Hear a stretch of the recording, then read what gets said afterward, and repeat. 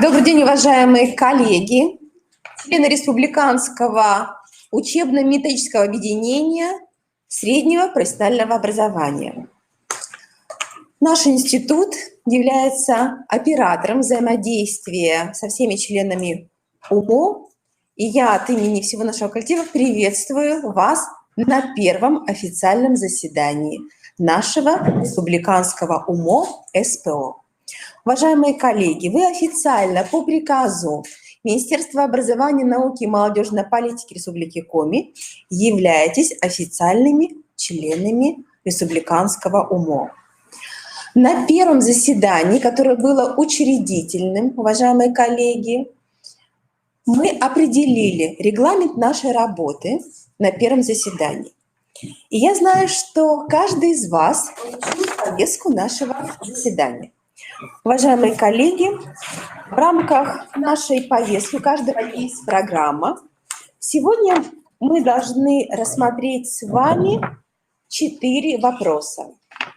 Первый вопрос об утверждении председателя Республиканского УМО СПО, обсуждение и принятие положения о Республиканском УМО СПО и согласование плана работы. Второй вопрос о деятельности базовой организации, координирующей управление региональными проектами внедрения в Господ 50. Его представит Ирина Александровна Межгородская.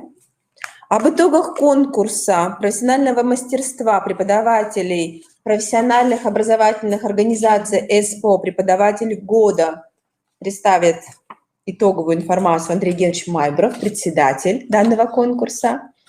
И последний, 4-й вопрос в рамках нашей повестки – цифровая грамотность педагогов СПО. Уважаемые члены РМО, я надеюсь, что вы согласовали данную повестку, и я предлагаю приступить к ее реализации.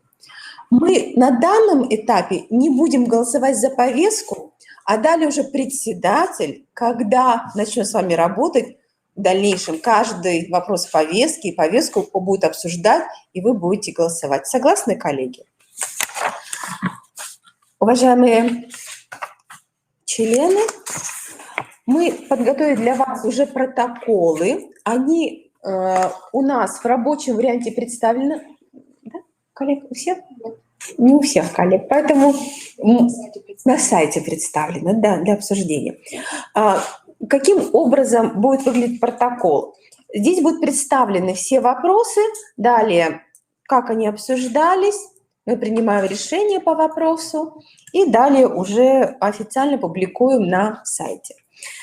Вот такой регламент нашей работы. Я, уважаемые коллеги, только сегодня буду вести наше заседание, и я вижу подключение наших коллег из Воркуты. Уважаемые члены Республиканского УМО СПО, приветствуем вас! Сегодня у нас проходит очное заседание с подключением организации среднего профессионального образования, которая находится в Воркуте, в Печоре. Уважаемые коллеги, мы передаем вам слова приветствия от всех присутствующих в этом зале. Мы определяем таким образом сегодня наш регламент. Вы можете при необходимости в чате задать какой-то вопрос, но решили, что сегодня, по крайней мере, такая у нас информация, вы решили не выходить с нами на связь. Но, уважаемые коллеги, мы вас хотим проинформировать. Если будут в следующий раз какие-то вопросы, которые необходимы для официального обсуждения, у нас есть вся возможность технологического подключения наших коллег из любой точки Республики Коми. Уважаемые коллеги, итак, я сегодня начинаю заседание. Как только мы подтверждаем статус председателя, наш председатель займет это почетное место. Уважаемые коллеги, итак, я хочу внимание обратить. Мария Владимировна, мне, наверное, нужно... Прошу, коллеги, да. Я хочу внимание обратить, что нормативно-правовое обеспечение деятельности РУМО СПО, оно определено решением Координационного совета по развитию профессионального образования от 21 июня 2019 года. 17 июня 2019 года был издан приказ Министерства образования, науки и молодежной политики Республики Коми о создании республиканского УМО СПО. В настоящее время для всех республиканских методобъединений действует положение, которое определяет статус республиканских УМО, определяет регламент деятельности, а также функции и задачи каждого учебно-методического объединения. Я хочу внимание обратить, что наш институт, как оператор взаимодействия с УМО СПО, на сайте, а точнее на портале «Открытое образование Республики Коми» уже создал для республиканского УМО СПО страницу, в рамках которой, уважаемые коллеги, вы можете взаимодействовать с представителями всех организаций среднего профессионального образования. Очень важно, уважаемые коллеги, что официально данный портал является интегратором по взаимодействию председателя и членов РМО, а также представителей каждой образовательной организации. Что значит интегратор? Именно через этот портал идет официальная регистрация каждого члена республиканского учебно-методического объединения. Поэтому, уважаемые коллеги, мы просим вас, начиная с сегодняшнего дня и желательно до 14 января, завершить работу по регистрации вас как членов на данном портале. На данном портале мы получаем официально от вас ту информацию, которая необходима для дальнейшей работы. И далее председатель, благодаря именно этой открытой прозрачной системе, может с вами взаимодействовать.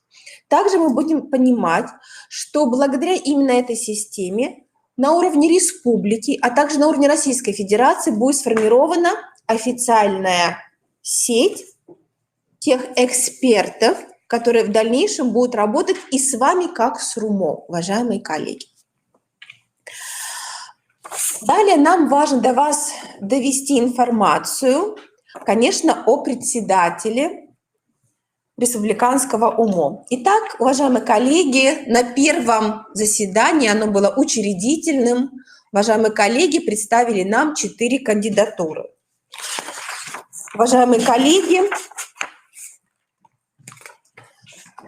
в течение 2 месяцев шло обсуждение именно с вами, уважаемые коллеги, каждой кандидатуры. Было голосование, уважаемые коллеги, проведено. И на сегодняшний момент, уважаемые коллеги, у нас есть официальная информация о подведении итогов. Итак, уважаемые коллеги, благодаря именно вашей профессиональной позиции, кандидатура Кузьминой Веры Павловны, заместителя директора по учебной работе Сыктывкарского колледжа сервиса и связи, одобрена и получила наибольшее количество голосов. Вера Павловна, мы вас поздравляем. Почетное место председателя рядом со мной. Да, поэтому совсем в отпуске. Ну вот видите, у нас как мы, уважаемые коллеги. Итак, уважаемые коллеги, члены РМО, которые сегодня присутствуют с нами в дистанционном режиме, Вера Павловна Кузьмина с сегодняшнего дня является председателем республиканского УМО СПО. Уважаемые коллеги, я, наверное, еще продолжу, да, Вера Павловна, конечно, с вашего да. уже позволения. Неожиданно было. Да, поэтому мы подводили итоги, и вот буквально вчера, наверное, уже в 9 вечера мы уже официально определились. Итак, уважаемые коллеги, чтобы вы все понимали, что в соответствии с официальным положением функции председателя – это общее руководство деятельностью республиканского УМО, это представление деятельности РУМО на уровне республики, на уровне Российской Федерации при необходимости. Конечно, планирование деятельности РУМО на календарный год, представление плана работы республиканского УМО для согласования обсуждения региональному оператору нашему институту и подготовка ежегодного отчета о деятельности республиканского учебно-методического объединения. Уважаемые коллеги, также в течение последних 2 месяцев шло обсуждение положения о республиканском УМО. В настоящее время данное положение размещено на портале «Открытое образование Республики Коми». Ссылка представлена, уважаемые коллеги. Мы интегрировали все предложения и рекомендации по данному положению. Мы включили в него основные направления деятельности, которые вами, уважаемые коллеги, одобрены. Это 5 направлений, которые, конечно же, синхронизированы с официальным федеральным положением о деятельности Федерального учебно-методического объединения. Уважаемые коллеги, мы понимаем, что сегодня положение о РУМО может быть взято за основу, потому что все участвовали. И, уважаемые коллеги, тоже в срок до 15 января Вера Павловна должна представить со своей подписью данное положение нам как операторам, для того, чтобы мы его уже сформировали в качестве проекта приказа, потому что положение утверждается на уровне Министерства образования, науки и молодежной политики Республики Коми. Сегодня на уровне республики действует 24 республиканских метода объединения, и наше с вами будет уже 25-м. И у каждого республиканского объединения есть свое положение. Поэтому, уважаемые коллеги, при необходимости мы готовы еще с вами поработать, но я хочу сказать спасибо всем, кто принимал участие в обсуждении и в доработке. Вера Павловна, я предлагаю его взять за основу, и если какие-то будут рекомендации от наших членов в течение еще 2 рабочих и праздничных недель, тогда мы с вами, коллеги, думаю, еще можем поработать. Но я предлагаю все-таки до 15 января эту работу завершить. Коллеги, согласны? Спасибо. Таким образом, у нас сегодня 2 решения, которые мы готовы озвучить. Первое решение – это утвердить Кузьмину Веру Павловну в качестве председателя Республиканского учебно-методического объединения. И второе решение – утвердить положение о Республиканском учебно-методическом объединении по программам среднего профессионального образования. Вот эти 2 решения, наверное, вынести на голосование уже вам. Да, давайте, уважаемые коллеги, проголосуем за первое решение об утверждении меня председателем Республиканского учебно-методического объединения. Кто за, прошу проголосовать. Вы члены, да? Мы нет. Да. Кто против? Воздержавшийся? Принято единогласно. И второе о утверждении или взять за основу положение, которое представлено. И второе, давайте проголосуем. Кто за предложение о принятии положения об учебно-методическом объединении, республиканском, я так понимаю, да, учебно-методическом объединении, взять за основу, прошу проголосовать. Против? Воздержавшийся? Нет. Пожалуйста. И следующий вопрос о разработке плана работы на календарный год. У нас мы календарными годами, коллеги. Далее по усмотрению мы можем работать и учебными годами. Но сейчас им надо определиться с 2020 годом. Итак, уважаемые коллеги, на портале «Открытое образование» и уже на вашей страничке представлены самые актуальные темы, уважаемые коллеги, которые мы получили от вас. Уважаемые коллеги, данные предложения собирались с июня 2019 года после заседания Координационного совета по развитию профессионального образования. Это основные темы, которые могут лежать в основе формирования плана. Это и опыт внедрения сетевой формы реализации образовательных программ среднего профессионального образования. Это современные инструменты оценивания сформированности у студентов общих и профессиональных компетенций. Разработка адаптированных образовательных программ для лиц ОВЗ и инвалидов, нормативно-правовая основа. Оценка качества образования. Разработка контрольно-измерительных материалов и организация процесса демонстрационного экзамена в рамках государственной итоговой аттестации. Уважаемые коллеги, я понимаю, что над планом надо еще будет работать. Мы предлагаем, Вера Павловна, проработать вот именно по такой форме, это официальная форма, вопросы, выступления, ответственное лицо, что было за каждый вопрос, и сроки в рамках уже нашего планирования мы будем понимать, что, скорее всего, республиканское УМО может собираться раз в 2 месяца, либо раз в 3 месяца, это вы уж сами решите. У нас в самом положении, в общем положении, отмечается так, что общее количество заседаний должно быть не менее 3. Не менее 3. Ну и далее каждый уже определяет самостоятельно. Некоторые есть метод объединения, которые встречаются каждый месяц. Кто-то встречается, вот получается у нас 3 раза в год, и считаю, что раз в квартал получается. Считаю, достаточно. Поэтому, уважаемые коллеги, здесь вы определяете самостоятельно, и мы просим до 20 января эту работу завершить, уважаемые коллеги. Поэтому еще одно из решений – это представить план работы оператору. Оператору. И в этой связи я бы хотела внимание обратить на наш функционал. Мы организуем проведение заседаний РУМО. У нас есть все возможности технические, и, как мы сейчас уже определяем, технологические. Мы можем организовать онлайн-трансляции заседаний, при необходимости ВКС.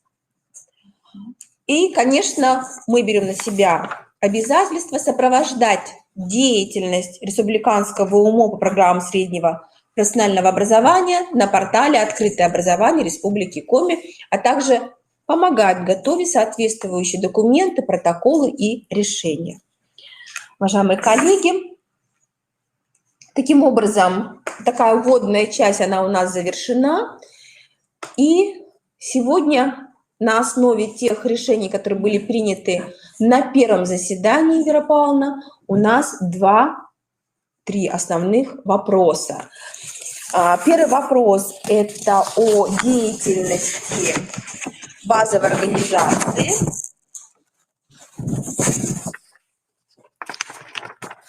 Координирующее управление региональными проектами внедрения Госпотоп 50. Второй вопрос о профессиональном конкурсе.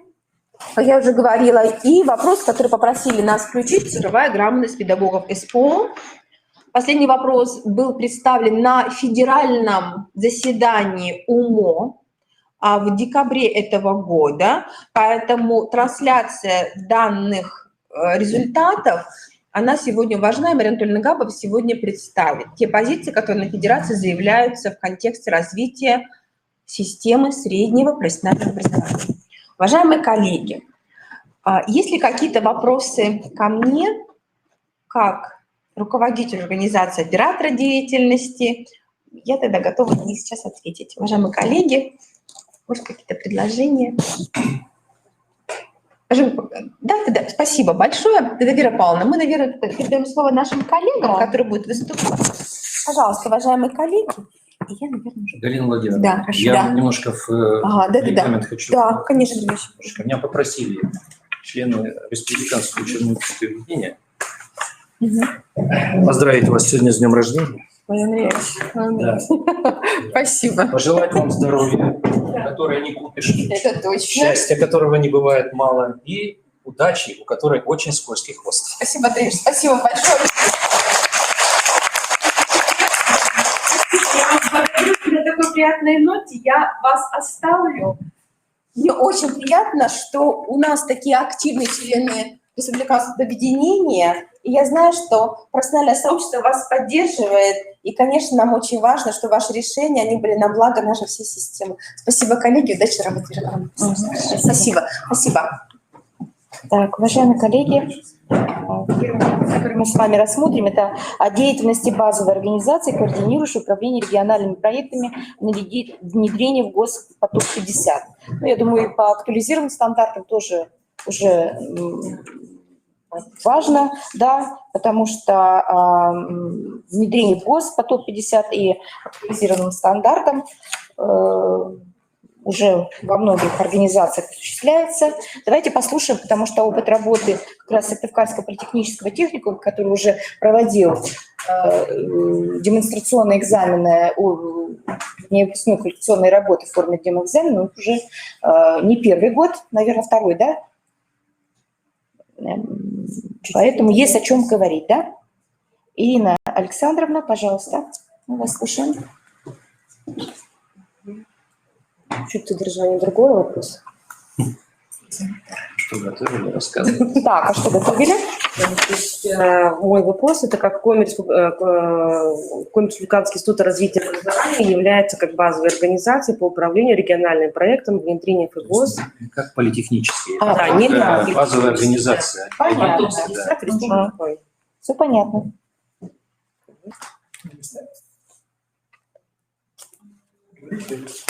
Хорошо, давайте. Для координации управления региональным проектом внедрения ФГОС по ТОП-50 на основании приказа Министерства образования, науки и молодежной политики Республики Коми 98 от 7 февраля 2019 года Коми Республиканский институт развития образования был определен базовой организацией. 28 февраля 2019 года на ученом совете был утвержден план работы на 2019-2020 учебные годы по управлению региональным проектом внедрения ФГОС по ТОП-50. Институт берет на себя эти функции, и в рамках положения Республиканского методического центра мы осуществляем методическую поддержку управления региональным проектом внедрения ФГОС по ТОП-50. Республиканский методический центр осуществляет организационно-методическое сопровождение процесса управления региональным проектом внедрения ФГОС по ТОП-50, оказание методической помощи образовательным организациям профессионального образования в части соответствия планируемым результатам освоения образовательной программы, учебных планов, рабочих программ, учебных предметов, курсов, дисциплин и модулей, сбор необходимой информации для формирования различных реестров, консультирование образовательных организаций, других заинтересованных организаций и лиц в пределах своей компетенции. Организует подготовку и проведение обучающих семинаров и курсов, проведение консультаций, обеспечивает информационно-методическое сопровождение и поддержку, подготовку сводного отчета и аналитической информации по различным мониторингам. На уровне Российской Федерации для методической поддержки процесса внедрения ФГОС по ТОП-50 разработана зонтичная территориально ориентированная модель повышения квалификации руководителей педагогических работников профессионально-образовательных организаций, осуществляющих образовательную деятельность по программам СПО. Структура зонтичной модели внедрения ФГОС по ТОП-50 представляет собой трехуровневую пирамиду, включающие федеральные, региональные уровни, а также уровень профессионально-образовательной организации. На верхнем уровне осуществляется управление проектом формирования нормативно-методического и кадрового обеспечения перехода системы СПО на ТОП-50. На региональном уровне осуществляется организационное обеспечение. На уровне профессионально-образовательных организаций реализуются функции управления процессом ее модернизации. На основании данной пирамиды мы понимаем, что на уровне Республики Коми должна действовать, и мы ее отобразили в плане, схема управления процессом внедрения программ в условиях перехода на ФГОС ТОП-50. Таким образом, сейчас потом чуть позже будет вам представлен план. План работы по данному направлению тоже состоит из 9 разделов. В принципе, переключите. Он включает в себя мероприятия, профессиональные события и срок выполнения. Сейчас мы работаем над выполнением этого плана и прогнозируем какие-то мероприятия на будущее. Данный план будет реализован Республиканским методическим центром совместно с Республиканским учебно-методическим объединением. Включает в себя 29 мероприятий. План мы начали уже реализовывать, как я сказала, и на данный момент разработаны методические рекомендации по внедрению ФГОС по ТОП-50 Республики Коми. Сформирован реестр профессионально-образовательных организаций, реализующих образовательные программы СПО по наиболее перспективным и востребованным профессиям, специальностям по ТОП-50. Проведен мониторинг рынка труда, востребованности выпускников СПО, обучающихся профессиям и специальностям по ТОП-50. Создана региональная организационная структура научно-методических объединений. Началось формирование сетевой инфраструктуры проведения демонстрационных экзаменов. На сайте Республиканского института развития образования в разделе «Проекты» присутствует позиция базовой организации внедрения ФГОС по ТОП-50, где вы можете ознакомиться с уже реализованными пунктами и соответствующей документацией. Сейчас осуществляется мероприятие по формированию реестра предприятий и организаций, включенных в процесс реализации основных образовательных программ, и формированию программ и проведению мониторинга трудоустройства выпускников СПО. Ну вот такие у нас результаты имеются на данный момент. План, данный план, уже сказала, вы можете посмотреть в разделе «Проекты» и в позиции «Базовая организация». На сайте вашего? На сайте КРИРО. Все в разделе «Проекты». Да, там есть пункт «Базовая организация внедрения ФГОС по ТОП-50». Надеюсь, что мы с вами будем сотрудничать, и вы нам будете оказывать помощь по мониторингу и по дальнейшим действиям для реализации этого плана. Вот у меня как бы такая информация. Есть вопросы, уважаемые коллеги? Меня заинтересовали методические рекомендации по внедрению ТОП-50 в Республике Коми. Какие основные там? Можете нам раскрыть содержание? Не могу раскрыть. Сейчас не сможете раскрыть. Могу, да. То есть они выложены, мы их создавали давно, поэтому... Они утверждены? Они утверждены, находятся вот на этом... То есть им вкладке. Свободно Да, они свободны для скачивания, можете их смотреть, там есть презентация. Они чем-то отличаются от российских? Они созданы на основе российских. Они можем созданы на отходить. основе российских, да? Хорошо, уважаемые коллеги, можете воспользоваться тогда. Я думаю, что если кому-то интересно, потому что понятно, что внедрение ТОП-50, они вызывают сложности, потому что ФГОС-4 имеет рамочный характер. И, насколько я знаю, я уже сама столкнулась с этим, очень много ошибок в ФГОС-4, вплоть до того, что теряются часы. Количество часов, да, количество часов одно, отдельная нагрузка другая и так далее. И вот эти вот все вопросы можно решать. Вот, например, я столкнулась, что разрабатывала учебный план для экономики бухучета, может быть, кто-то видел, да? Там то ли лишние 36 часов, лишние 36 часов. Я написала запрос Министерства Российской Федерации, оно еще тогда так называлось, и мне был дан ответ. Ничего не знаю, пока ФГОС не изменится, вот эти 36 часов у нас будут висеть. Я думаю, что с такой позицией вы столкнетесь и, может быть, с другими стандартами, но ответ был дан следующим. Потихонечку, по-хорошему, с проверяющими договариваться, объясняться, но пока вот это количество часов, оно у нас остается таким, каким есть ФГОС. Надо еще, если у вас возникают вопросы, связанные с внедрением ФГОС, я не знаю, по ТОП-50, по-моему, там я не заметила ошибок, хотя примерные программы там, конечно, не очень, так сказать, соответствует уровню даже профессиональных стандартов, да, то, что там написано. И поэтому надо делать запросы в ФУМО федерального уровня, дабы вам дали официальные ответы на те вопросы, которые у вас возникают при работе над учебными планами, над АПОПами, для того, чтобы, если у вас возникнет какая-то проверка, аккредитация, проверка качества, ну или другие проверки, чтобы вы могли оперативно реагировать и резюмировать то, что вот такая ситуация, она складывается не только, скажем, в вашей образовательной организации, а во всей России. Вот. Мне такой ответ был дан официальный. У меня есть письмо, оно сначала пришло по электронной почте, потом я получила еще дополнительный официальный ответ. Ну и вообще не надо стесняться писать, если какие-то вопросы у вас возникают, теперешнее Министерство просвещения.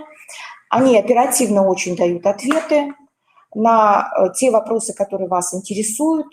И уже вот этими оперировать можно ответами, можно оперировать при различных родах проверках. То есть если возникают вопросы. Чтобы определенным образом себя защитить. Да, потому что, вот в данном случае ФГОС поменять очень... Я сейчас не могу. Я на горячем... Это было 2 года назад уже. 2 года назад у меня есть официальный ответ на этот вопрос. Я на горячую линию отправляла. На горячую линию, да. Тоже отправляла, мы также... Но на горячую линию ФУМОВа, наверное, отправляли, да?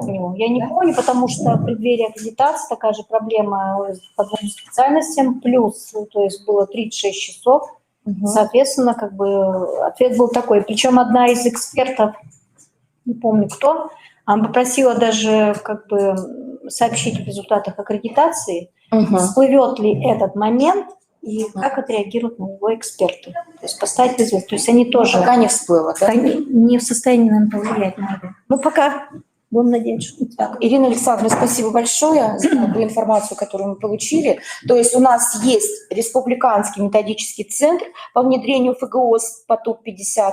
И я думаю, там уже, как сказать, структура есть, нормативная база есть. Мы можем по всем вопросам обращаться, в том числе и в этот центр, для того, чтобы решать вот эти вот вопросы, о которых я только что вот тоже сказала. Так, Андрей Генрихович нам расскажет. Мне очень интересно, потому что я ушла в отпуск, результатов не знаю. Значит, коллеги, если так, я могу где-то сесть, если меня слышно. Я, к сожалению, вот каюсь, презентацию я не успел сделать физически, да? Поэтому я попробую основные позиции высказать, как проходил конкурс. Данные уже, в принципе, есть приказ по министерству, не знаю, разослали для вас или нет, скорее всего, данные вы знаете, но я кратко некоторые моменты. Значит, первое, я, наверное, уже лет 10 участвую в качестве председателя на этих конкурсах. Хочу сказать, что впервые конкурс проходил в городе Воркута. Проходил он на базе Воркутинского политехнического техникума. В этом году у нас участвовало 22 участника, то есть практически были представлены, ну, в общем-то, как и всегда, все учреждения среднего профессионального образования нашей республики, но была одна участница, это колледж искусств, то есть это колледж, который подведомственный Министерству культуры. Да. Вообще на эту тему я в свою бытность неоднократно говорил в отделе профобразования, почему не участвуют. Мне сначала говорили, что типа это не мы, это они к нам не относятся. Я говорю, ну это же так же. Были информированы. Нет, ничего. Это у нас ведь рабочее совещание, поэтому в том плане, что почему не участвуют представители этих образовательных организаций, потому что они также готовят специалистов, они также работают в нашей республике, и поэтому, может быть, хорошо, что вот появились участники и от этих образовательных организаций. Значит, проходило мероприятие в 3 дня.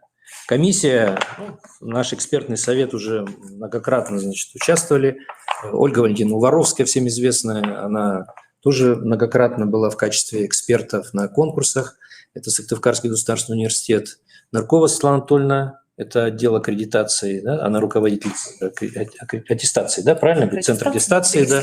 Да. Значит, была Поликарпова Татьяна Дмитриевна, значит, она зав. Кафедрой общего образования, да, Коми Республиканский институт развития образования. И к нам еще присоединился представитель Воркутинского центра, там, значит, учителя Карпушина Светланы Ивановна, она является там руководителем, то есть она как методист, в общем, то есть представитель, так сказать, Воркуты. Вот нас было 5 человек, включая меня.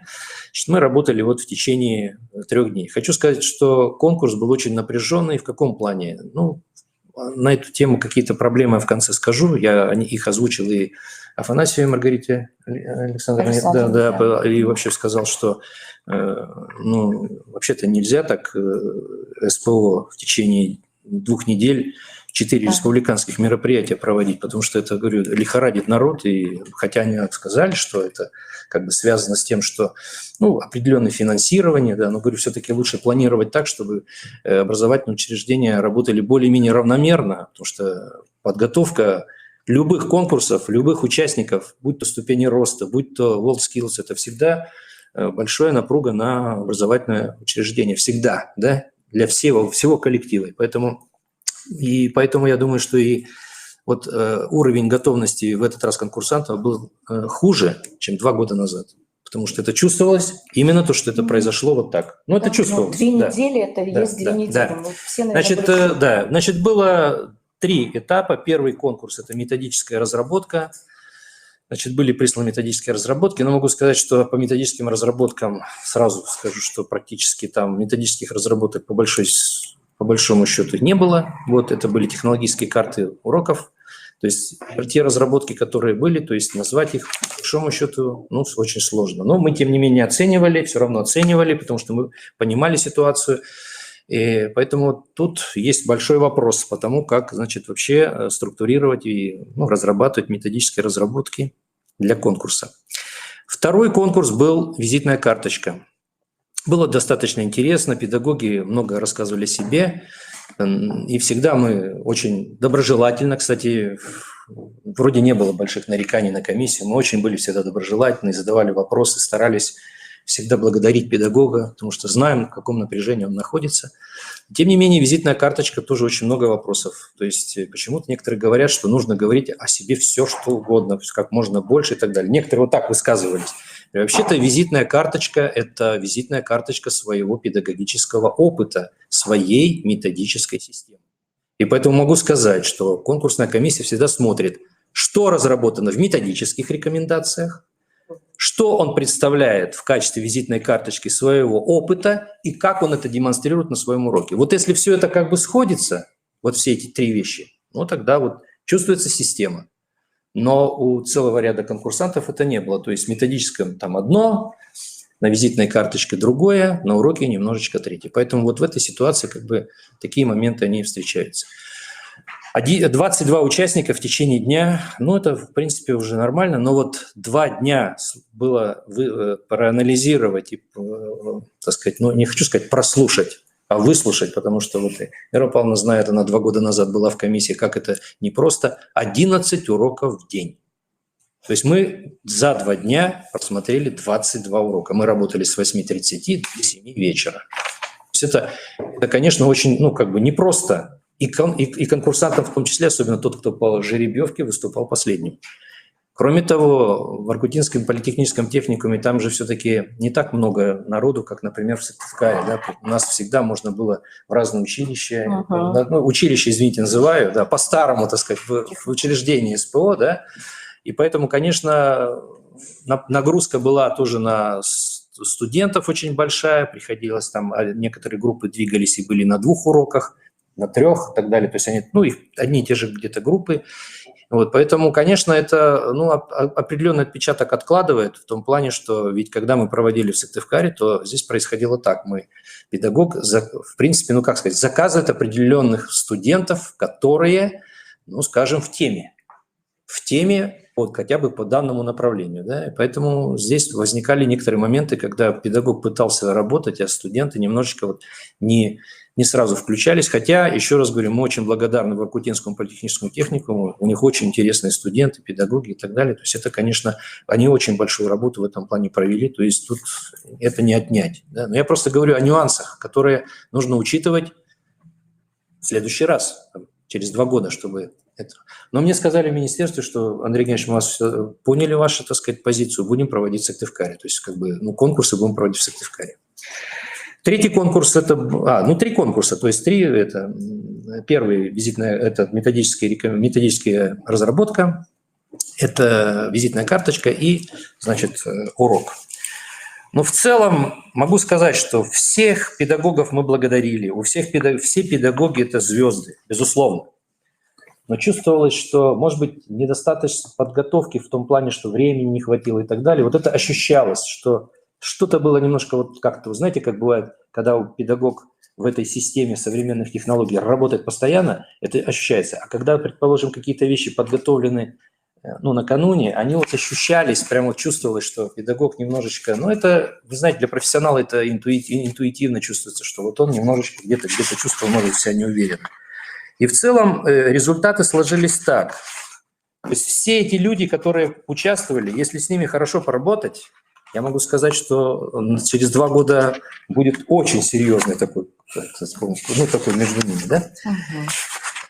По итогам, это вы не должны, как нам сдавали, там, может быть, вот как так сложилось, но сложилось так, что 1-е место заняла Руденко Наталья Александровна, это Воркутинский политехнический техникум, она заняла 1-е место. Значит, 2-е место Врублевская Татьяна Николаевна, Сыктывкарский индустриальный колледж. Да. И 3-е место – это Яманова Светлана Григорьевна, преподаватель Воркутинского медицинского колледжа, она химик. Очень интересный был урок. У нас были очень большие дискуссии в комиссии по поводу, я не буду о них говорить, кто как, чего. Но в целом, вот я думаю, что это общими усилиями, это общее решение комиссии, что вот именно так распределились вот места. Да? Вот, потому что, в общем-то, во всех уроках были интересные находки с точки зрения и содержания, и педагогических технологий. Поэтому я всегда благодарю участников, потому что очень много берешь сам для себя, в том числе. Потому что всегда как-то растешь. Ну вот я очень кратко, основные, так сказать, позиции. Может быть, если есть вопросы. Протокол есть, там кто как разместился. Вот Ижма у нас каждый год присылает учителей физкультуры. В этот раз тоже мы смотрели. В прошлый раз мы смотрели, значит, мини-футбол. В этот раз мы смотрели волейбол. Ну, есть очень интересные моменты. Мне понравилось. Значит, когда на сетку волейбольную набрасывалась, значит, и не видели. То есть как летит мяч, то есть закрывалась сетка, то есть интересные приемы тоже там были, или как для командования, не как гусеницы там двигались, потому что, то есть есть такие интересные приемы у каждого преподавателя, но, в общем, может быть, на физкультуре сложнее показать какие-то вот педагогические технологии, которые, как правило, скажем, для группы ориентированы. И был вот колледж, кстати, искусства, интересная индивидуальная работа, вот с одним учеником проводился урок, потому что это урок по специальности, игра на синтезаторе как дополнительный инструмент в рамках подготовки по фортепиано. То есть, в принципе, много интересного мы увидели, и то, что все эти педагоги интересные, но вот мне кажется, что я вот просто как рекомендации хочу сказать, что да, по методической подготовке, во-первых, не было никаких установочных вебинаров. Вот 2 года назад, когда я организовал конкурс, я проводил 2 установочных вебинара. Да. То есть обязательно, конечно, Это да. очень И это важно. сказывается, потому что нужно все-таки проводить установочный вебинар или, вот, ну, понятно, в рамках конкурса, большого конкурса «Учитель года» я тоже там участвовал. В большом жюри был несколько лет 6, наверное, был, и как эксперт выступал, и в этом году я как эксперт выступал. Ну, смотрел только одно занятие, потому что я учитель труда, там, технических дисциплин, по информатике. Поэтому у них, например, мастер-класс проводится, то есть приглашаются, и то есть установочные мастер-классы, ну хотя бы вебинары, то есть чтобы на интересующие вопросы по особенностям, например, по каждому этапу, чтобы, скажем, члены комиссии, ну я ведь тоже, например, никогда не отказываюсь, если меня приглашают, знаете, что я всегда готов помочь, чем я могу, рассказать об особенностях проектирования, методической разработки для конкурса, особенности, предположим, организации визитной карточки, то есть. И тогда, по-моему, вот мы 2 вебинара, причем второй вебинар проводился прямо по итогам, так как много было вопросов, и не на все я смог тогда ответить, потому что не было полной информации. Я сказал, давайте тогда второй. Все сказали, давайте. Определились по времени, провели еще второй вебинар. И поэтому, конечно, я думаю, что это сказалось, что все как-то было немножечко все сдвинуто по времени. Ну, наверное, вот это вот и результат. Вопросы задавайте, если... Стол, вот я знаю, хотят участники очень. Может, вы после Нового года организуете, проведете им? Безусловно, Светлана Анатольевна сказала, и это мы за свои слова мы отвечаем. Значит, после Нового года, когда все праздники пройдут, обязательно будет в рамках вебинара, да, круглый стол, где мы сделаем разбор, потому что там разбор нам в программу вообще не включили. Ну и потом там надо просто, вы понимаете, что раз все убегают, улетают, там надо ехать, и когда там, а ведь круглый стол требует, в общем-то, и проработки. 2 года назад мы в рамках коучинга проводили круглый стол для того, чтобы показать технологию на самих конкурсантах, показать, что мы тоже владеем какими-то технологиями, и обсудить как раз те проблемы, которые с точки зрения понимания применения технологий, потому что ФГОС требует проектно-исследовательская деятельность, да, то есть применение современных образовательных технологий. Поэтому в этой ситуации я согласен. Поэтому мы будем проводить и организуем, ну вот где-то, я думаю, что я с Светланой Анатольевной Нырковой переговорим. Кроме того, на закрытие она сама там сказала, а мы за слова отвечаем. Проведем обязательно. Все нормально будет, да. Еще вопросы, пожалуйста, коллеги. Андрей Генрихович оговорился немножко не потому, что было в Иркуте, и в иркутяне заняли первое место. На самом деле, я тоже была уже членом комиссии неоднократно, они действительно показывают, Иркута показывает очень интересные уроки, к которым они стремятся. И в прошлом году у них преподаватель литературы был, в этом году кто был?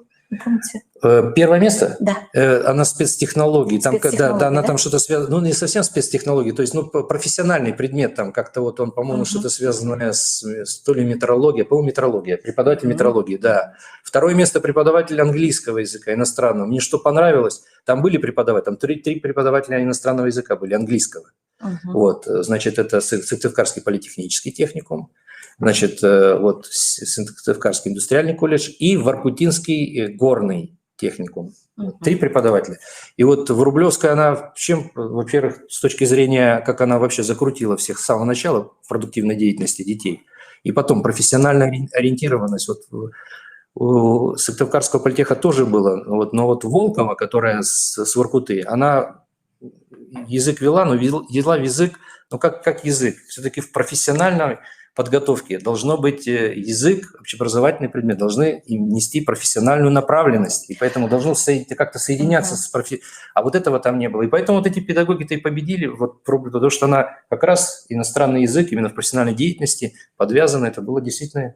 Ну, это правильно. Так Это ведь? правильно, Это потому что по топ-50 иностранный Конечно. язык Безусловно, сейчас да. один из, так сказать, дисциплин, одна из дисциплин, которая имеет очень большое значение.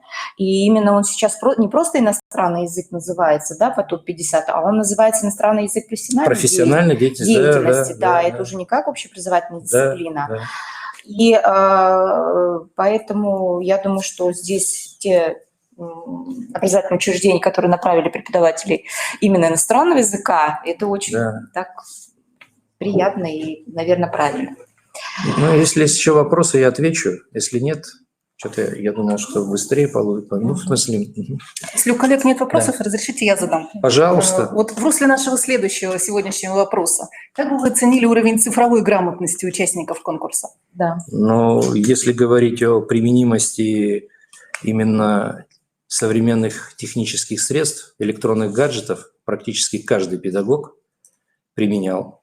Интерактивная доска. Не все, но где-то процентов 30-35 применяли интерактивную доску. Причем их немножко в ступор вело. Дело в том, что Воркутинский политех в рамках выигранного гранта оборудовал очень серьезным оборудованием современным.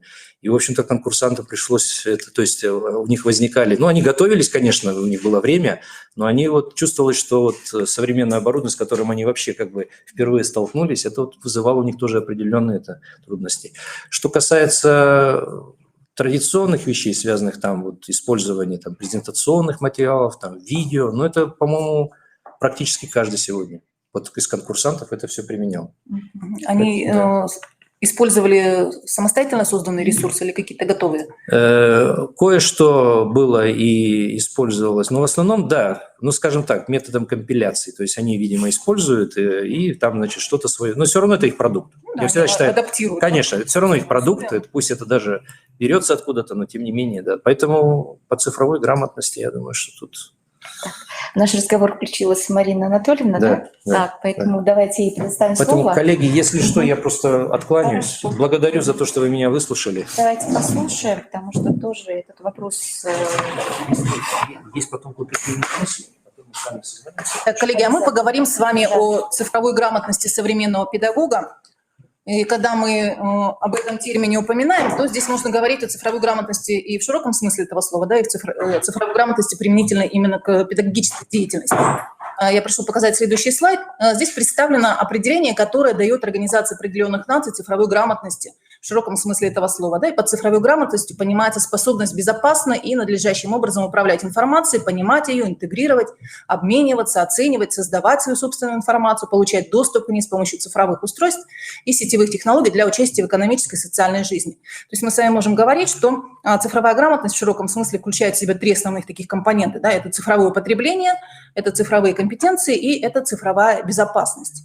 И сегодня мы можем говорить о цифровой грамотности на 2 таких уровнях ее применимости, на макроуровне и на микроуровне. Макроуровень обеспечивает национальную безопасность страны в целом, да, а микроуровень – это наша с вами личная безопасность и использование информации в личных целях. Для выделения компонентов цифровой грамотности, применительно уже непосредственно к цифровой грамотности педагога, мы можем применить подход, который был предложен группой специалистов в рамках саммита «Большой двадцатки», который состоялся в Берлине в 2017 году в апреле. И здесь коллеги выделили 5 основных компонентов. Это информационная грамотность, компьютерная грамотность, медиаграмотность, коммуникативная грамотность и отношение к инновациям. На следующем слайде представлена таблица, в которой обозначено содержание каждого из этих компонентов. Итак, информационная грамотность предполагает понимание роли и степени влияния информации на жизнь человека, умение искать и находить информацию на разных ресурсах и понимание пользы и вреда информации. Компьютерная грамотность предполагает понимание технических составляющих компьютера и принципов их взаимодействия, а также легкость в использовании цифровых устройств, независимость от платформы, от интерфейса, на котором работает данная платформа, и понимание предназначения компьютера и цели его использования. Медиаграмотность предполагает понимание многообразия источников информации, форм и каналов ее распространения, умение искать новости в различных источниках, проверять их полноту и достоверность. Вот это важный момент, да, чтобы мы могли оценить достоверность информации, и критичное отношение к информационным сообщениям и новостям. Коммуникативная грамотность предполагает понимание отличия цифровых коммуникаций от живого общения, умение использовать современные средства коммуникации, социальные сети, мессенджеры и другие, и осознание наличия особой этики и общения в цифровой среде. И, наконец, отношение к технологическим инновациям включает понимание технологических трендов, готовность работать с новыми современными технологиями и понимание пользы технологических инноваций как для развития общества в целом, так и для самого себя лично. На основании этих компонентов исследовательский центр, аналитический центр НАФИ провел исследование цифровой грамотности различных социальных групп населения в нашей стране. Вот из области педагогической были взяты учителя школ и преподаватели вузов. Вот большая диаграмма показывает индекс цифровой грамотности учителей школ. Из 100 возможных баллов они набрали 87. При этом, если мы посмотрим по компонентам, да, наибольший балл по информационной грамотности 93 балла, по компьютерной грамотности 92, по коммуникативной грамотности 89, по медиаграмотности 88, и ниже всего это индекс по отношению к технологическим инновациям. Но ниже представлены и другие группы, результаты общие по другим группам. Преподаватели вузов на 1 балл обогнали учителей школ, но я думаю, что преподаватели СПО, они вот где-то вот рядышком. Отдельную группу не выделяли, учитывали, видимо, вместе с учителями школ. Россияне в целом имеют индекс 52, то есть чуть больше половины. Вот обратите внимание, дети от 12 до 17 лет индекс 73, молодежь от 18 до 24 лет 77. И россияне с высшим образованием в целом 64 пункта. На следующем слайде представлена сравнительная диаграмма по учителям школ и по детям от 12 до 17 лет. Ну, по многим показателям пока еще ребята отстают от учителей, да? Но по одному из показателей, а именно по отношению к технологическим инновациям, они уже учителей обгоняют. 77 против 76 пунктов. Ниже всего у ребят результат по компьютерной грамотности. Казалось бы, что они в этом плане должны нас догонять, обгонять, но тем не менее исследования это показывают. На сайте вот этого аналитического центра НАФИ вы можете найти очень подробные отчеты и по исследованию по всем категориям граждан, и по исследованию отдельно по детям разных возрастов, по разным параметрам. Это очень интересное исследование, которое можно использовать для своей дальнейшей деятельности. И на основе этих компонентов цифровой грамотности задана рамка технологических компетенций педагога. Мы видим как 3 пересекающихся круга. Первый круг – это профессиональные компетенции педагога, а именно цифровые компетенции и специальные предметные компетенции, которые позволяют нам выполнять свои профессиональные обязанности и использовать разнообразные цифровые ресурсы. Второй круг – это педагогические компетенции, которые позволяют нам осуществлять преподавание и организовывать учение, оценивать деятельность обучающихся и расширять их права и возможности и самостоятельность учащихся. И третий круг – это компетенции учащихся. Их универсальные компетенции, специальные предметные компетенции. И наша с вами задача – это развитие их цифровых компетенций. Как над этим работать? Мы используем разнообразные методы и приемы. Ну, в данном случае представлены те группы методов и приемов, которые основаны на использовании цифровых технологий. Это приемы геймификации, да, то есть мы вводим какие-то игровые элементы, элементы соревновательности в те электронные ресурсы, которые мы разрабатываем для ребят. Это использование такого инструмента визуализации, как инфографика, да, то есть мы сочетаем и текстовую информацию, и графическую информацию, таким образом, чтобы на одном каком-то небольшом формате, да, например, на формате вот слайда презентации, уместить объем, например, всего параграфа текста. Также это технология сторителлинга, которая позволяет нам в интересной форме преподносить описание каких-то событий, да, происходящих в течение времени, и выстраивать такую событийную ленту. Здесь можно использовать такой инструмент цифровой, как лента времени или таймлайн. Также это теория решения изобретательских задач с ее разнообразными приемами. Разработана она была еще в 60-е годы для развития творческого мышления инженеров. Затем она очень активно использовалась педагогами дошкольного образования, начальной школы. Ну, конечно, многие приемы мы с вами можем использовать и в работе с нашими обучающимися. Это технология развития критического мышления через чтение и письмо. Тоже очень много разнообразных приемов, которые можем использовать на наших с вами занятиях. Я знаю, что многие педагоги их используют.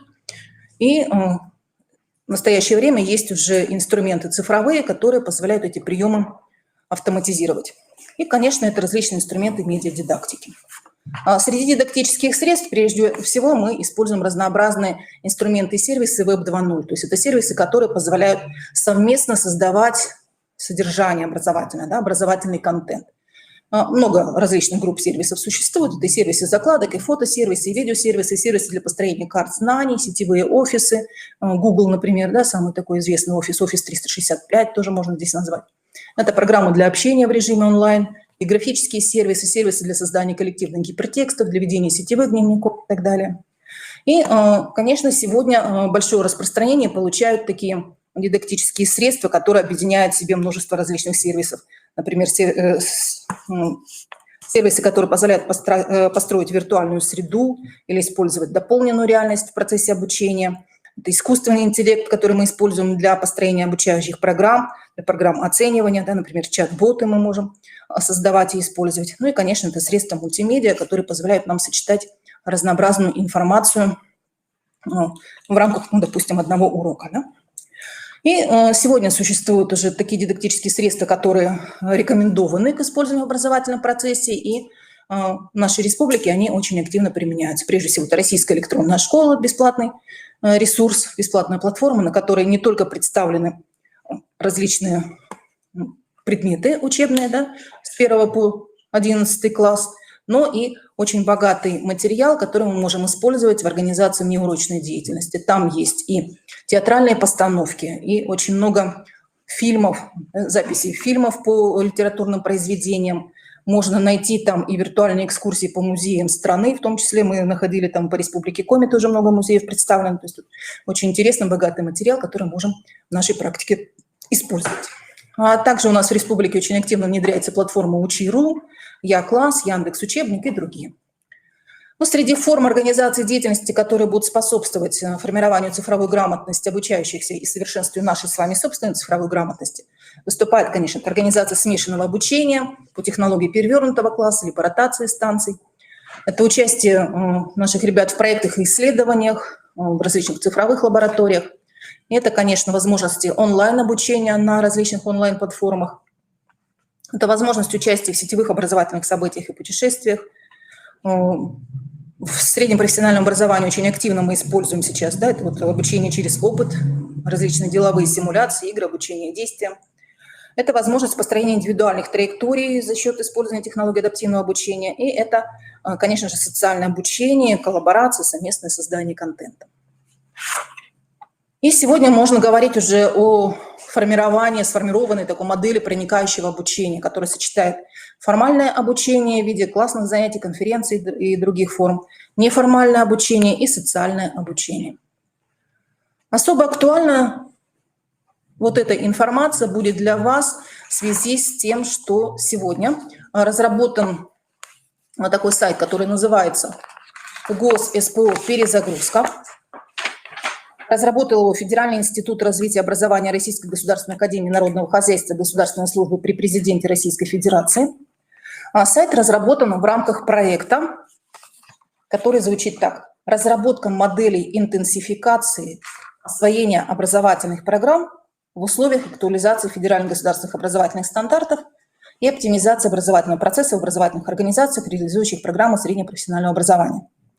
Проект разработан по поручению Минпросвещения России, и в ближайшее время мы с вами тоже все будем участниками этого проекта. Целью проекта является формирование алгоритма нормативно-методического сопровождения оптимизации сроков освоения образовательных программ СПО. То есть оптимизация в плане сокращения сроков. На основе разработки модели интенсификации достижения образовательных результатов в соответствии с ФГО с СПО. Вот на следующем слайде, вот как раз на этом, да, разработано уже 4 модели интенсификации освоения образовательных программ и оптимизации сроков подготовки обучающихся в образовательных организациях, реализующих программы СПО. Все эти модели представлены на данном сайте. Первая модель – это модель интенсификации срока на основе качественной оценки структуры и результатов освоения образовательной программы с учетом профессиональных стандартов и требований рынка труда и международных требований. Вторая модель основана на актуализации требований к результатам освоения образовательной программы в части пересмотра номенклатуры компетенций, установленных действующим ФГО с СПО, в том числе с учетом профессиональных стандартов, совершенствование математической, естественно-научной и общепрофессиональной подготовки, а также лучших международных практик. Третья модель осуществляется через продвижение эффективного планирования в образовательных организациях, реализующих программы СПО, и построение индивидуальных траекторий освоения образовательных программ, которые приводят к оптимизации сроков подготовки. И вот четвертая модель, она основана на внедрении новых технологий освоения образовательных программ, включающих применение цифровых электронных ресурсов, дистанционных образовательных технологий, призванных интенсифицировать образовательный процесс. И вот здесь, конечно, нам с вами от цифровой грамотности никуда не уйти, да, нам необходимо свою цифровую грамотность совершенствовать.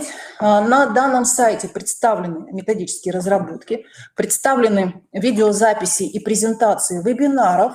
Прошел уже ряд вебинаров, посвященных рассмотрению этих моделей, и представлены также вебинары вот как раз по реализации четвертой модели с применением цифровых электронных ресурсов, дистанционных образовательных технологий. Мы, в свою очередь, также разрабатываем программу повышения квалификации педагогов в области цифровых образовательных технологий. Наверняка кто-то из ваших коллег в этих программах уже принимает участие. На нашей платформе «Единая система дистанционного обучения Республики Коми» в открытом доступе есть открытый онлайн-курс, который называется «Введение в электронное обучение». Он бесплатный, и любой из вас может его пройти и по итогам получить сертификат. И мы будем продолжать в следующем году обучение вот по дополнительной профессиональной программе по использованию современных информационно-коммуникационных и цифровых технологий в условиях электронного обучения. Уважаемые коллеги, на данный момент у меня все. Если есть вопросы, готова на них ответить. Марина Анатольевна, спасибо. Там есть какие-то вопросы, по-моему. Вот, Про материалы. Вопрос. По материалу, да. Я тоже бы захотела эти материалы. Мы хотим, наверное, все получить эти материалы. Они нам понадобятся и для планирования работы, да, на год. Насколько я знаю, что Министерство образования сейчас от нас требует плана работы не на учебный год, да, а на год. Хотя нам это не очень, удобно. Тем не менее, мы планируем работу на год. Рассылочку материалов мы сделаем. Да, какие-то материалы мы разместим непосредственно на портале «Открытое образование», да, в разделе Республиканского учебно-методического объединения. Обязательно Спасибо большое. Обеспечим материалами. Так, уважаемые коллеги, на этом наше заседание исчерпало повестку. У меня вот такое предложение по плану работы нашей комиссии. Да? Насколько я понимаю, мы должны с вами обсуждать вопросы не меньше, чем 1 раз в 2 месяца, да? Судя по тому проекту положения, который мы обсудили. Насколько я знаю, поднимите, пожалуйста, руки, по ТОП-50 в этом году кто выпускает? Да, только образовательных учреждений. 3. Наверное, здесь не все представители или все представители. А по актуализированным кто-то выпускает, там экономика, бухучет, там еще какие-то 21 год.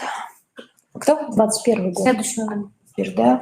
21 год все выпускают, да? Так, хорошо. Ну тогда, может быть, я хотела бы предложить, чтобы мы рассмотрели вопрос, сразу у нас есть такая базовая организация, которая координирует. Все равно нужна подготовка, так ведь? Может быть, мы начнем как раз вот с этих вопросов. Поток 50, как мы будем проводить демо-экзамены, как мы будем проводить экзамены по модулям в форме демонстрационных экзаменов, такая же тоже есть, возможность, невозможность, но иногда нам предлагают проводить, как в прошлом году были, да, поэтому давайте все равно все когда-то подключаться, да, в том числе к актуализированной программу. Может, в один из вопросов как раз поставим, что вот этот порядок, да, что зачем следует, потому что знаете, что для того, чтобы провести демо-экзамен, выпускную, вернее, квалификационную работу в форме демо-экзамена, нужно иметь площадку. Да? Отсюда у нас возникают вопросы сетевого взаимодействия, отсюда у нас возникают вопросы, связанные вообще в целом с проведением, если это демо-экзамен, ее нужно провести аккредитацию, и есть ряд вопросов, вот саму технологию давайте мы с вами изучим, для того, чтобы либо протранслируем кому-то, дадим задание, в том числе Ирине Александровне, чтобы она нас научила или подготовила к тому, чтобы мы могли нормально провести выпускные квалификационные работы, защиту дипломных работ в форме демо-экзамена. Согласны? Это один из первых вопросов, я думаю, что... Предложение. Вот наши коллеги, кто-то уже выпускал, насколько я знаю, республику Политехнический выпускал. в пилотном проекте, верно ведь, да? Да, Где нет они как раз выпускали, по-моему, сварщиков. Все, один политех. По-моему, еще кто-то Еще же выпускал. Нет? Вы не выпускали? То ли по ПКРС, то ли по... Ну, можно найти. Если нет, есть опыт. нет, по ПКРС, скорее всего, что нет, потому что 17-й год – это те, кто, значит, выпускал по программам квалифицированных рабочих служащих 10 месяцев, если срок обучения был. Понятно. Да, потому что, наверное, не Вот было если пока. опыт есть, вот прям вот алгоритм есть, Да, алгоритм, да, вот нам с надо чего с вами, начинать? Потому что... Обращаться? Какую помощь оказывает РКЦ Да. в этом плане? Тем более они являются РКЦ. Да. Политехнически, верно? Да. Вот, то есть у них есть, по крайней мере, административный какой-то некий ресурс, в том числе они уже не 1 год работают, значит, у них какие-то наработки есть.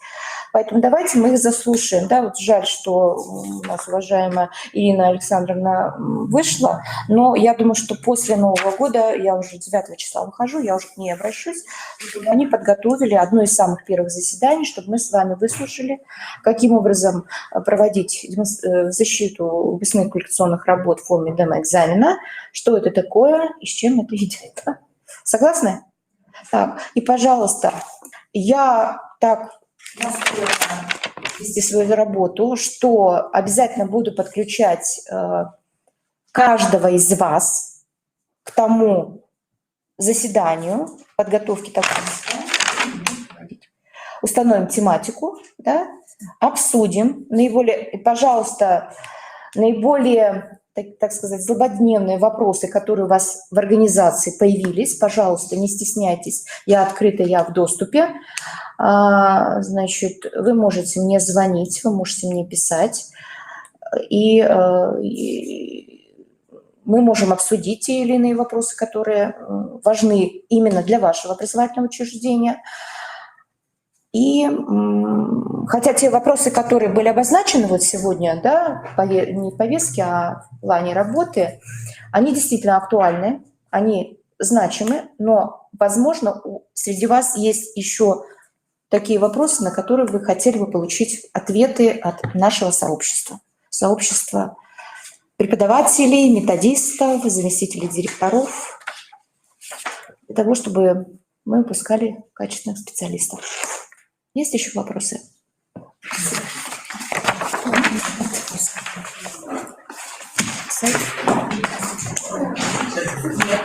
Уважаемые коллеги, минуточку, еще объявление такое. Мы сопровождаем и ведем сайт абитуриента. Наверняка многие из вас его видели. И хотим, чтобы этот сайт был более информативным. Поэтому вот сейчас мы его будем обновлять, актуализировать информацию. Пожалуйста, посмотрите, что на этом сайте сейчас пока не соответствует действительности, что необходимо добавить, что необходимо дополнить. И хотели бы от вас получить видеоролики о ваших образовательных организациях. Наверняка у вас комиссия работает, видеоролики какие-то составляются. Вот если у вас готовые есть. Насколько Да. я знаю, сайт абитуриента. Сайт, справочник абитуриента. Александр Михайлович, может быть, можно Он продемонстрировать? уже ведь не Первый год действует, насколько я знаю, да? Новый сайт, который мы разработали новый в сайт. прошлом году. Там есть недостоверные. На нашем сайте, на сайте Криро. Александр Михайлович, можем зайти, да? А на сайт Криро? Сейчас мы Вот так и покажем. называется сайт абитуриента. Справочник абитуриента. Да? называется. Справочник. Справочник, да. У него можно выйти с Минобраза. Можно зайти через сайт Института развития образования, через баннер соответствующий. Вот он, справочник абитуриента. Ролики, они цепляются туда или на почту? Видеоролики, Мария Владимировна, вам направлять? Да. Все в РМЦ направляем. Куда отправлять? А все. РМЦ. Мария Владимировна, адрес По-моему, РМЦ. весной нам Собачка его Криро. презентовали, этот справочник Да. абитуриента, да? Да, это новый наш Галина продукт. Владимировна, да. Да, весной Галина Владимировна его показывала Да, точно. на координационном совете. В прошлом году мы его разработали. В этом году мы его разработали. Да. Да. Где-то. Да, поэтому, пожалуйста, посмотрите, все ли хорошо, все ли соответствует действительности. Вот это вот очень сложно было, вот это вот надо переделать. Потому что мы даже вдвоем заполняли, там Плохача заполнял свою часть, там я заполняла свою часть, и вот мы не могли совместно работать, вот вылетали, вам постоянно писали, звонили. Вот это решение. Чтобы мы спокойно вошли один раз и могли заполнить. Там, может быть, просто одновременно нельзя работать с двух компьютеров. Сказали, можно. Звонили.